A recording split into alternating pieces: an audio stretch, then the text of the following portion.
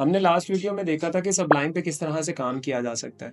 तो अब हम सबलाइन में प्रॉपर ये चेक करने वाले हैं कि सबलाइन में अगर हम लोगों को एक फॉर्म क्रिएट करना है, क्योंकि अगर आप किसी भी वेबसाइट पे जाएँगे तो मोस्टली ऑलमोस्ट हर वेबसाइट के ऊपर आपको कहीं न कहीं ये चीज़ मिलती है, या तो लॉगिन या साइन अप पेजेज़ होते हैं। तो लॉगिन क्रिएट करने के लिए क्या चीज़ें आपको आनी चाहिए या किस तरह से आप उन्हें क्रिएट करेंगे, ये चीज़ हम देख लेते हैं।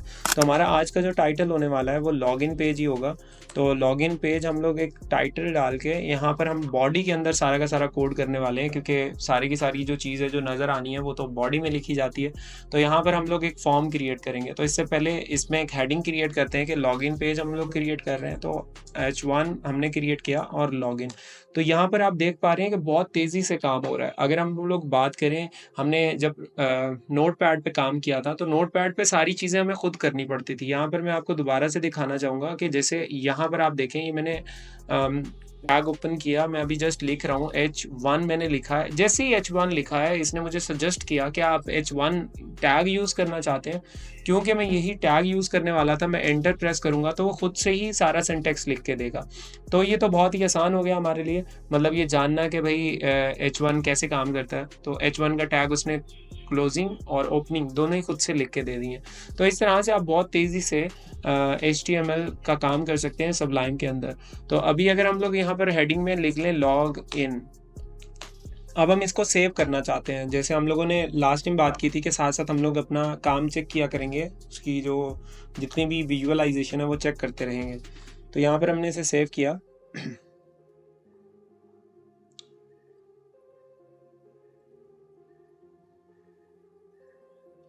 हम इसका नाम कुछ भी और रखेंगे, क्योंकि हमारी जो पहली फाइल होती है उसका नाम मैंने बताया था कि हम इंडेक्स रखते हैं, लेकिन ये हम लोगों का लॉगिन पेज है तो हम यहाँ पर लॉगिन ही लिख लेते हैं। तो लॉगिन डॉट HTML लिखने की ज़रूरत अब नहीं है। सबलाइन पे आने के बाद एक और जो चेंज आया है, दैट इज़ कि हमें HTML नहीं बताना। रीज़न इसका बहुत सिंपल है। जब हम नोटपैड पे काम करते हैं तो नोटपैड का मकसद होता है टेक्स्ट फाइल्स क्रिएट करना। तो उसकी जो टाइप होती थी वो टेक्स्ट फाइल आती थी। अगर हम उसको वैसे ही सेव करेंगे तो वो हमें ब्राउज़र में शो नहीं होगा उसका आउटपुट। ये चीज़ सबलाइन में सॉल्व हो गई है। अगर आप सबलाइन के ऊपर आ जाते हैं तो सबलाइन में क्या होता है कि आपकी जो टाइप थी आपने राइट बॉटम से HTML कर दी थी। अब ये यहाँ पर जब आप इसको फाइल को सेव करते हैं तो आप यहाँ पर नोट करें HTML लिखा हुआ आ रहा है।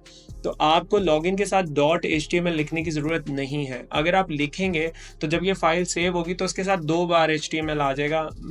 इट मेक्स नो सेंस, तो वो कोई सेंस बना नहीं रहा कि आप 2 बार HTML लिख दो।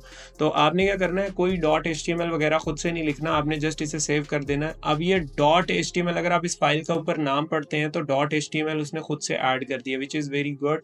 तो अब हम इस फाइल को जाके रन करके देख लेते हैं कि हमारा आउटपुट क्या आ रहा है। तो जैसे ही हम लोग फाइल पे जाएंगे डेस्कटॉप, और यहाँ से हम लोगों ने, तो जैसे ही हम लोग इस फाइल का आउटपुट देखने जाते हैं तो जो हमने लॉगिन लिखा है H1 में वो हमें नज़र आ रहा है। अब हम लोग एक लॉगिन पेज प्रॉपर क्रिएट करना चाह रहे हैं। तो उसके लिए आप देखेंगे जब भी हम कोई लॉगिन देखते हैं तो उसके अंदर क्या होता है कि यूज़र नेम, पासवर्ड, इस तरह से चीज़ें आ रही होती हैं। जैसे अगर हम बात करें, हमारे पास जो इंस्टाग्राम है वो जब लॉगिन मांगता है तो उसके पहले लिखा हुआ आता है कि यूज़र नेम आपने एंटर करना है and the second thing is कि पासवर्ड। तो हम यहाँ पर वही चीज़ कुछ क्रिएट करना अगर चाहें तो बहुत ही सिंपल है। हम यहाँ पर एक फॉर्म बनाएंगे। फॉर्म का टैग यूज़ होता है, तो मैंने ये फॉर्म का टैग यूज़ किया है। अब मैंने फॉर्म को ओपन किया एंड देन क्लोज, फिर उसके बाद अब जितना भी काम होगा वो इस फॉर्म के अंदर हम करेंगे ताकि वो एक फॉर्म ही बन जाए पूरा पूरा।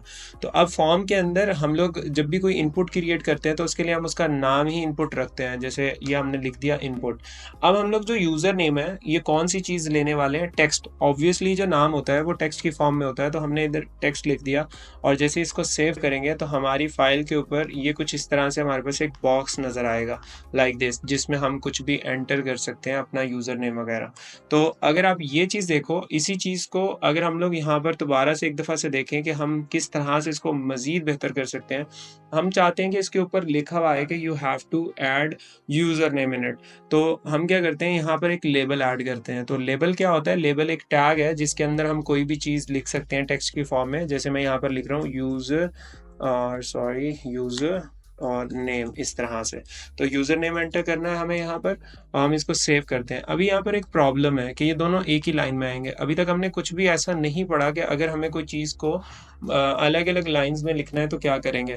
अब हम लोगों को एक और कॉन्सेप्ट सीखना है, वो ये है कि हमारे पास बहुत सारे ऐसे टैग्स होते हैं जो कि सिंगल काम करते हैं। जैसे अगर मैं यहाँ पर ब्रेक करने का एक आपको टैग बताऊँ, यानी जो अगर मुझे लाइन ब्रेक करनी है तो मुझे बीआर का टैग यूज़ करना है और बीआर का टैग हमेशा सिंगल होता है, यानी इसमें कोई मल्टीपल टैग्स नहीं है, क्लोजिंग ओपनिंग का कोई कॉन्सेप्ट नहीं है इसके अंदर। और जैसे ही मैं ये लिखूँगा तो यहाँ पर आप देखेंगे कि यूज़र नेम से आगे जो इनपुट फील्ड थी वो नीचे जा चुकी है। अब इस इनपुट फील्ड में आप कुछ भी एंटर कर सकते हैं, अपना यूज़र नेम वगैरह। अब हम इसी तरह से जो लेबल हमने यूज़ किया है, इसी तरह का एक और लेबल यूज़ करेंगे और फिर हम लोग पासवर्ड के लिए भी सेम चीज़ क्रिएट करेंगे इनपुट के थ्रू। तो यहाँ पर हम लोगों को क्या करना है, बीआर अगेन से यूज़ करना है और नीचे हम लोगों को दोबारा से लेबल यूज़ करना है और यहाँ पर हम कहेंगे पासवर्ड। अब पासवर्ड जो है ये हम बेसिकली इसकी जो आपने टाइप पे ध्यान देना है कि इसका इनपुट का टाइप हम क्या रखने वाले हैं। अगर हम इनपुट का टाइप टेक्स्ट रख दें तो यहाँ पर एक प्रॉब्लम होगा।